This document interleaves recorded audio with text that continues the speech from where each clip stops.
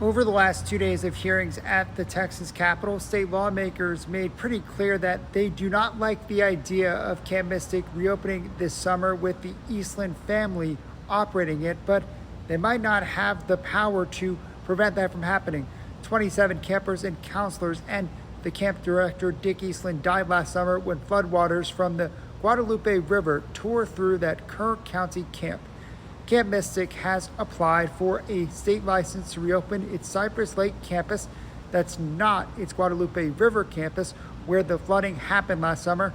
Family members of the victims and state leaders, including Lieutenant Governor Dan Patrick, have called on the state not to give Camp Mystic a license to reopen. State regulators are investigating more than 600 complaints against the camp tied to last summer.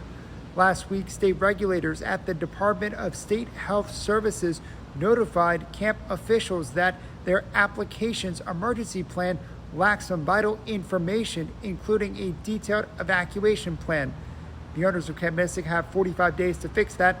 But here's the thing. If state regulators deny a license to Camp Mystic, the Eastlands can appeal administratively. And while that appeal is pending, the camp would be allowed to remain open, meaning despite being potentially denied a license, they could potentially stay open for the entire summer season. State Senator Charles Perry said that he believes Camp Mystic should remain closed. Legally, y'all probably get to stay in existence, but I will tell you from this guy's perspective, and I don't know what my other members are, whatever statute tweaks, whatever laws we make, or whatever rules we have to devise, y'all will not be an operator next season, if I can have anything to say with that, because you just missed it and it was tragic. But Mystic itself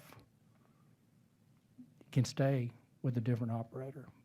There just has to be a certain level of finality to it, and leaving you as an operator doesn't provide that finality. Camp Mystic is planning to reopen on May 30th and intends to hold 6 10-day sessions this summer, which camp leaders say they estimate will bring in $3 to $4 million in revenue. When asked what would happen if they are denied a state license, members of the Eastland family gave different answers. Richard Eastland said that they will probably appeal it, but they would not have camp and would not open the Cypress Lake campus. But Britt Eastland said it would be a family decision and they could not say anything on the record about what they would do.